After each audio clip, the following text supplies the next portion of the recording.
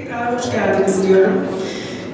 Ben Serpil Yılmaz Dizdarlar, CAFED Genel Sekreteriyim.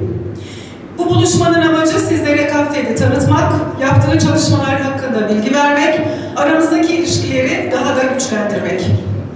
Öncelikle CAFED hakkında sizlere kısa bilgi vermek istiyorum.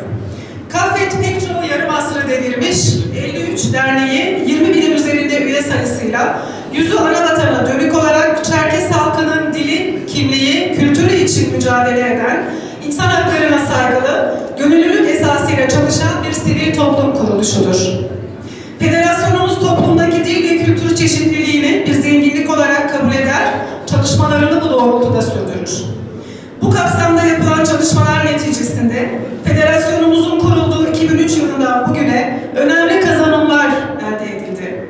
Bunların başında anayasa çalışmaları sürecinde elde edilen seçmeli ana dili dersleri ve bugün iki ilimizde Kayseri ve Düzce'de eğitim vermekte olan iki üniversitemiz Çerkes Dili Edebiyatı bölümleri var. CAFED öncülüğüne yapılan anma programları neticesinde 21 Mayıs tarihi Türkiye'de daha bilinir, dünyada daha çok tanınır oldu. Türkiye'de 21 Mayıs anıtları federasyonumuza bağlı derneklerin çabalarıyla kuruldu. CAFED'de üye derneklerimiz ve derneklerimizin kendi arasındaki bağları kurmak, özellikle gençlerimiz ve kadınlarımız arasındaki düzenli iletişimi sağlamak, diaspora ve anavatan arasındaki köprüleri kurmak, diasporanın kendi içerisinde de ilişkileri güçlendirmek hedeflerimiz arasında. Şu ana kadar Türkiye'de 4 bölgeyi ziyaret ettik. Bu ziyaretlerde SWOT analizleri yapıyoruz. Mart başında bitecek bu çalışmayla 2 yıllık planımızı oluşturup yolumuza katılımcı bir anlayışla devam etmeyi hedefliyoruz. Gençlere yeni bir dille yaklaşıyoruz. Bu yaklaşımla çok yeni 2 çalıştay yaptık. Kapadokya'da yaptığımız 2 günlük çalıştay gençler tarafından büyük ilgiyle karşılandı. Gençlerin heyecanını ve taleplerini görünce NART Akademi'yi, hepinizce bilinen NART Akademi'yi canlandırma kararı aldık. NART Akademi bünyesinde 2. çalıştayı da Ankara'da yaklaşık 100 gencin katılımıyla gerçekleştirdik. Şimdi sırada kadın katılımını güçlendirmek var. Buradan salona bakınca bu eksikliği eminim sizler de görüyorsunuzdur.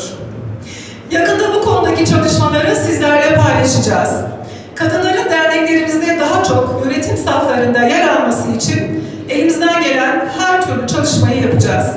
Bu nedenle toplumun tüm kesimlerini bir araya getirebilmek, bunları bir araya getirebilecek etkinliklerle sizlerle daha sık buluşmak, bu buluşmalara sizlerin aktif katılımını bekliyoruz. Bugünkü buluşmamıza vesile olan ve bize her koşulda destek veren sponsorumuz Sayın Oktay Barış'a sizlerin huzurunda bir kez daha teşekkür ediyorum. Gecemize katılmanız için çok teşekkür ediyorum. Konuşmasını yapması için Genel Başkanımız Sayın Yıldız Şekerci'yi kürsüye davet ediyorum.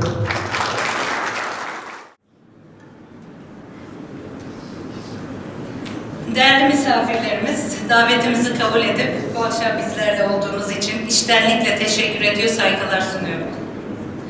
Anavatanımızdan kopartılıp dünyanın dört bir tarafına dağıtılan bizler, nispeten birlikteliğimizi, dilimizi, kültürümüzü koruyabildiğimiz köylerimizden de kentleşmenin hızlanmasıyla bir ölçüde kopmuş olduk. İnsanımıza hasret, dilimize, kültürümüze hasret yaşıyoruz. Bu tür organizasyonlar hem tanışmamıza hem de geleceğe dönük birbirimizle ve kurumlarla ilişkilerimizin güçlenmesine vesile olacaktır.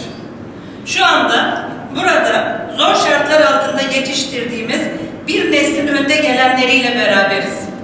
Siyasette, iş dünyasında, sanatta, sporda ve sivil hayatta zoru başardınız, toplumumuzu gururlandırdınız. Hepinize kurumumuz ve toplumumuz adına teşekkür ediyorum. Gençlerimize ve çocuklarımıza başarılarınız birer rol model olacaktır.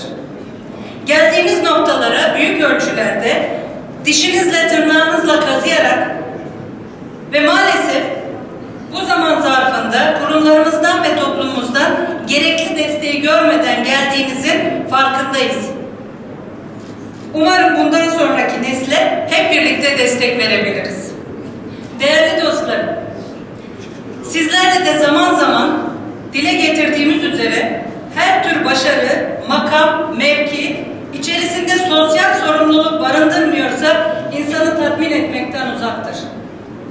Bunu hep birlikte onurla, başarıyla bugünlere taşıdığımız kimliğimizi, kültürümüzü ileriye taşıyabilmemiz için sorumluluk duygusu içerisinde dayanışmamızı geliştirmemiz gerekiyor. Gençlerimize borçluyuz, çocuklarımıza borçluyuz. Dayanışmadan söz ettiğimizde akla ilk gelen maddi dayanışma oluyor. Tabii ki maddi dayanışma olmadan da bir çözüm yok. Ancak inanın bizim ihtiyaçlar listesinde maddi dayanışma ilk 3'e bile girmiyor.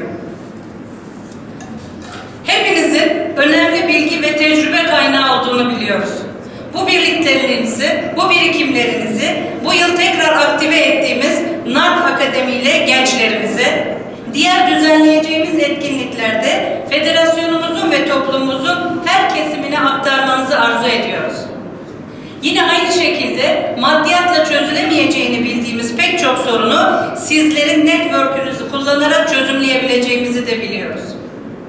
Varlığımızı korumamız ve geliştirmemiz, sorunlarımızı ve taleplerimizi her planda, her platformda görünür kılabilmemiz için lobi desteğine ihtiyacımız var. Bugüne kadar hanginizin kapısını çalmışsak sorunlarımızı ve taleplerimizi kendi sorunlarınız ve taleplerinizmiş gibi sahip çıktığınızı biliyoruz. Aslında bu sorunlar her ne kadar bizim taleplerimiz olsa da kişisel taleplerimiz değil, toplumumuzun ve hepimizin talepleri. Bu anlamda duyarlılık gösterdiğiniz için hepinize teşekkür ediyorum.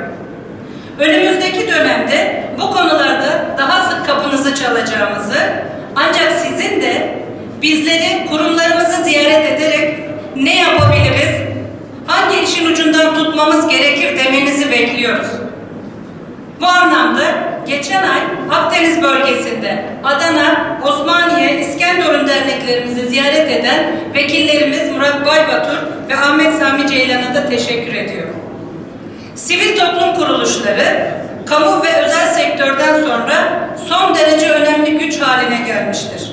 Dayanışma içerisinde demokratik örgütlülüğü güçlü bir toplum olmak, yok oluşa karşı verebileceğimiz en güzel cevap olacaktır. Asimetrik savaşlar, sürgün, soykırım, asimilasyon bizi yok edemedi. Ama örgütlenmeyi ve dayanışmayı başaramazsak, küreselleşen dünyada varlığımızı korumamız oldukça zor. Dilimiz, UNESCO'nun kaybolmakta olan diller listesinde, kültürümüzü de hızla yitiriyoruz. Umudumuz öncelikle kendimiz, birbirimiz ve birbirimizle daha sıkı dayanışma içinde olmamız olmalıdır. Hepinizin bildiği gibi dünya büyük bir karmaşa içerisinde. Yakın dönemde soydaşlarımız Kosova ve Suriye'de bu karmaşadan etkilendiler. Dayanışma ile olumsuz etkileri en aza indirmeye çalıştık. Önümüzdeki süreçte en fazla üzerinde titrememiz gereken hususlardan birisi bu karmaşanın vatanımıza sıçramamasıdır. Kurumsal anlamda tüm ilişkilerimizde ve politikalarımızda buna en yüksek düzeyde hassasiyet gösterdiğimizi bilmenizi istiyorum. Diğer bir konu, ana vatanımızla ilişkilenmek, dil, kültür, kimlik bilincimizin gelişmesi ve bizden sonraki nesillere aktarılması için hayati öneme sahiptir. Sizleri ve ailenizi federasyonumuzun düzenleyeceği programlarla, arzu ederseniz size özel programlarla ana vatandaki cumhuriyetlerimizle buluşturabiliriz. Sizler de web sayfamızı takip eder, sosyal medya sayfalarında duyurularımızı, programlarımızı etrafınızdakilerle de paylaşırsanız bizi çok sevindirmiş olursunuz. Geçen yıl Adige Cumhuriyeti'nin Başkanı Murat Kumpil'i Türkiye'ye yine sizlerin de desteğiyle üst düzeyde ağırlamış, davet etmiştik. Mart ayında Kabardey-Balkar Cumhuriyeti'ne gideceğiz ve aynı çalışmaları Kabardey bölgesiyle de yapacağız. Kabardey-Balkar'ın Cumhuriyeti Koko Kazbey'i de Türkiye'ye davet edeceğiz. Abhazya seçimlerinden sonra oluşacak tablo çerçevesinde benzer ilişkileri ve işbirliği geliştirmek için çalışmalarımız olacaktır. Dilimiz, kimliğimiz, kültürümüz, atalarımızın binbir zorlukla bizlere ulaştırdıkları değerli emanetlerdir. Bizler bunları gelecek nesillere azaltmadan, çoğaltarak, arttırarak ulaştırmakla mükellefiz. kendini kaybeden, kimliğini yitiren bu boşluğu makam ve başarıyla dolduramaz. El birliğiyle çalışırsak güzel sonuçlar alacağımızı bilmenizi istiyorum. Hepimizin hataları, eksikleri olabilir. Öneri ve eleştirilere her zaman açık olduğumuzu da bilmenizi istiyorum. Bu inançla 2 ay önce bu göreve talip olduk ve bu sorumluluğu üstlendik. İnşallah toplumumuzun tüm farklılıkları ile demokratik bir zeminde, barışçıl bir ortamda birlikteliğimizi koruyarak ve güçlendirerek geleceğimizi güçlü bir şekilde inşa ederiz. Birlikte geçireceğimiz bu akşamın yeni dostluklara, güzel dostluklara vesile olmasını diliyorum. Adilsapkım tavşapsa omin, yibse, yıkapsa, yissapk, yıkak yişejo, yıkvisir kıdavo, zım yağıbsa, adrem kıprotajon, tıpsavna thanna sport fereş. Kakağımça zestomin harazık sport.